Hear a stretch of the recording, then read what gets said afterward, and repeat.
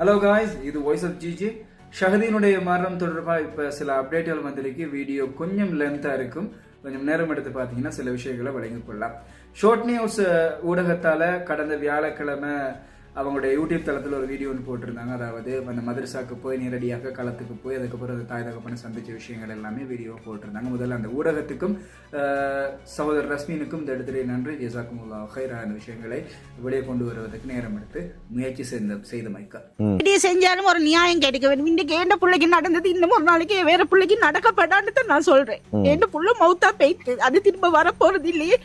எந்த பிள்ளைக்கு நடந்த போல இது ஒரு பிள்ளைக்கு நடக்கப்படா. இந்த வீடியோட நோக்கம் ஃபுல்லாவே வீடியோ காட்டுறது இல்ல. அது யூடியூப்ல இருக்கு, போய் பார்த்து கொள்ள முடியும். லிங்க் தரேன். ஆனா இங்க அல்லாஹ் எனக்கு தந்தான். ஆனா இவ்வளவு சொல்ல எடுத்துட்டான். இதுக்கு அந்த உஸ்தாத் பதில் சொல்ல வேணும். 2 வருஷம் நான் அவருக்கு தான் பாரம் கொடுத்தேன் புள்ளைய. நான் அவதானிச்ச சில விஷயங்களை உங்களுக்கு நான் இப்ப சொல்ல போறேன். நான் பழைய வீடியோக்கள் முன் வச்சிருந்த மாதிரி ஒரு கோரிக்கை தான். பேரண்ட்ஸ் வந்து சிங்கள ஊடகத்துக்கு பேட்டி கொடுத்ததுக்கு அப்புறம் எந்த ஊடகங்களுக்கும் அதுக்கப்புறம் நேரடியாக அவங்க பேட்டி எதுவும் கொடுக்கல. அந்த குறை இப்போ நிறைவேறிருக்கு. அவங்க தெளிவான முறையில் பேட்டி கொடுத்துட்டாங்க அவங்களோட பேரண்ட்ஸ். ரெண்டாவது, இந்த உடலை தோண்டி எடுக்கணும் அப்படிங்கிற விஷயத்த நம்ம ஒரு காணொலியில முன் வச்சிருந்தோம். இப்ப மக்கள் எல்லாம் அந்த கருத்துக்கு உடன்பட்ட நிலையில வந்திருக்கிறாங்க. எல்லாரும் அந்த கருத்துல ஒன்றுபட்டிருக்கிற மாதிரி விளங்குது. ஜனாசாவை தோன்றி எடுக்க வேண்டும் என்ற ஒரு நிலப்பாடு வந்தா நீங்க பூர்ணமா விருப்பம். நியாயம் கிடைக்க வேணும். ஏண்ட புள்ள தவறு செய்யல, அதுக்கு நீங்க முழுமையா விருப்பம்.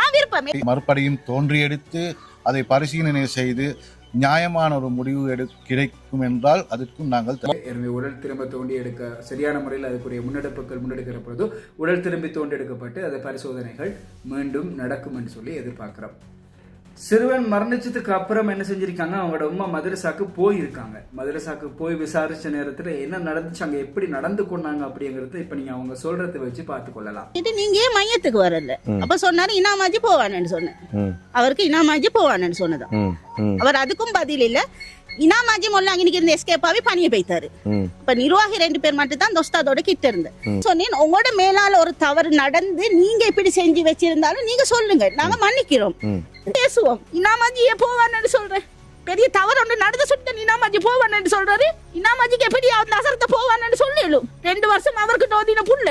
அப்ப இதெல்லாம் எனக்கு சந்தேகம். ஷஹதி மரணித்த அன்றைய நாள்ல அவங்களோட வாப்பாவை சுகமில்லைன்னு வர வச்சு வாப்பாவை மட்டும் வர வச்சதால என்ன செஞ்சுட்டு அவட வாப்பாக்கு புள்ளைய கண்ட உடனே ஒரு டென்ஷன், புள்ள மோத்தான ஒரு கவலையில எதையும் யோசிக்க தோணல. அந்த நேரம் தடமாத்தம் ஆயிட்டு அவர் சொல்லல.